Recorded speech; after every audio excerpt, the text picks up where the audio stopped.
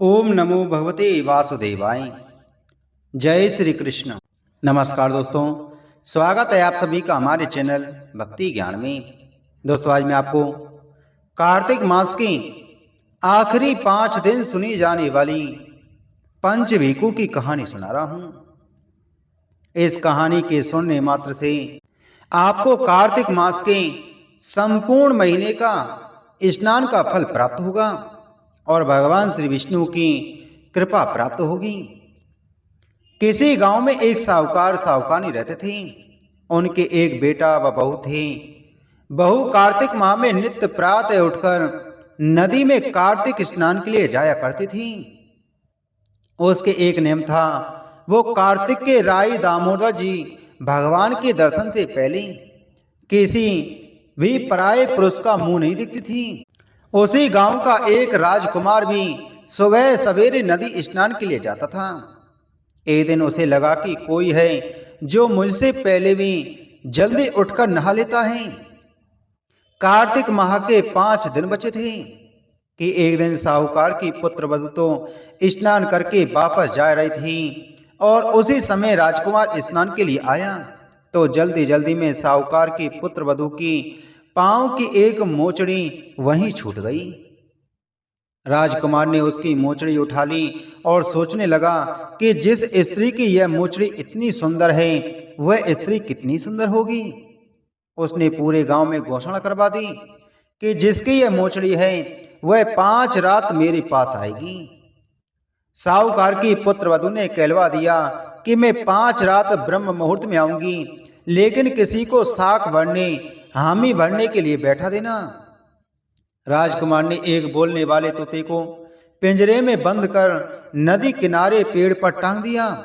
साहूकार की पुत्र वधू सुबह के समय आई, पहली पैड़ी पर पैर रखा और बोली कि हे कार्तिक के ठाकुर राई दामोदर जी, 5 पांडु छठे नारायण भीकम राजा, उस पापी राजकुमार को नींद आ जाए।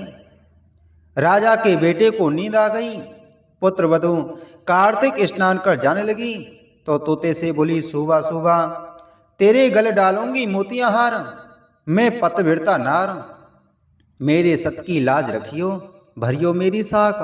सुबह ने कहा, ठीक है, मैं तेरी साख भरूंगा। वह तो कहकर चली गई। राजकुमार उठा और सुबह से पूछा, सुबह सुबह वह आई थी क्या? कैसी थी? सुबह बोला, आवा की सी बिजली, होली की सी झल, रूप की सी कामनी, गुलाब का सा रंग। अगले दिन राजकुमार उंगली चीरकर लेट गया, सारी रात दर्द में तड़पता रहा। साहूकार की पुत्र वधू दूसरे दिन सुबह के समय आई, पहली पैड़ी पर पैर रखा और बोली, हे कार्तिक के ठाकुर राई दामोदर जी, 5 पांडु छठे नारायण भीकम राजा, उस पापी राजकुमार को नींद आ जाई। राजकुमार को नींद आ गई। सुबह राजकुमार ने तोते से फिर पूछा, आई थी क्या? तो तोते ने सारी बात बतला दी, हाँ आई थी। अब राजकुमार ने तीसरी रात को वह आंखों में मिर्ची डालकर बैठ गया। सारी रात दर्द में तड़पता रहा। साहूकार की पुत्र वधू फिर आई और प्रार्थना करने लगी, हे कार्तिक के ठाकुर राय दामोदर जी, 5 पांडु छठे नारायण भीकम राजा, उस पापी राजकुमार को नींद आ जाए। राजा के बेटे को नींद आ गई। सुबह राजकुमार ने तोते से फिर पूछा, आई थी क्या? तो तोते ने सारी बात बतला दी, हाँ आई थी।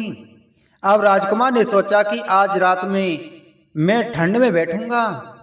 राजकुमार ठंड में सारी रात कांपता रहा और सुबह ब्रह्म मुहूर्त में साहूकार की पुत्र वधू चौथे दिन आई, पहली पैड़ी पर पैर रखा और बोली, हे कार्तिक के ठाकुर राय दामोदर जी, 5 पांडु छठे नारायण भीकम राजा, उस पापी राजकुमार को नींद आ जाए। और राजकुमार को नींद आ गई। सुबह राजकुमार ने तोते से फिर पूछा, आई थी क्या? तोते ने कहा, हाँ आई थी। उसने सारी बात बतला दी। अब 4 रात निकल गई। राजकुमार ने सोचा, आज की आखिरी रात है, आज तो मैं मेरी उंगली जला लूंगा, जलन से मुझे नींद नहीं आएगी। सारी रात जलन में तड़पता रहा। साहूकार की पुत्र वधू 5वें दिन आई, सुबह के समय आई और पहली पैड़ी पर पैर रखा और बोली, हे कार्तिक के ठाकुर राय दामोदर जी, भगवान आपने मेरी इतने दिन लाज रखी है, आज भी रखना, उस पापी को नींद आ जाए। भगवान की कृपा से राजकुमार की सुबह आंख लग गई। राजकुमार को नींद आ गई। साहूकार की पुत्रवधू ने तोते से कहा, हे सूबा, उस पापी से कह देना मेरी मोचड़ी घर पहुंचा दे। राजकुमार हड़बड़ा कर उठा। राजकुमार ने तोते से फिर पूछा, आई थी क्या? तो तोते ने सारी बात बतला दी। हाँ, आई थी और उसने अपनी मोचड़ी मंगवाई है।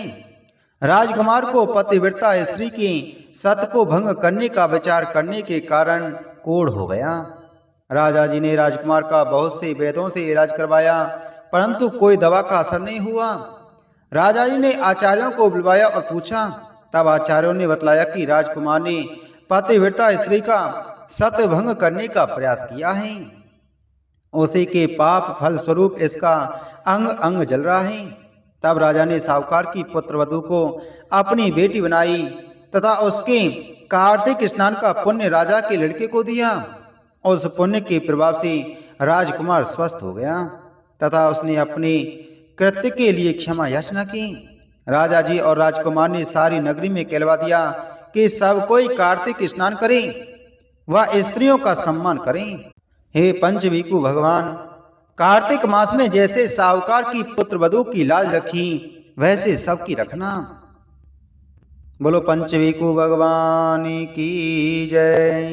बोलो विष्णु भगवान की जय।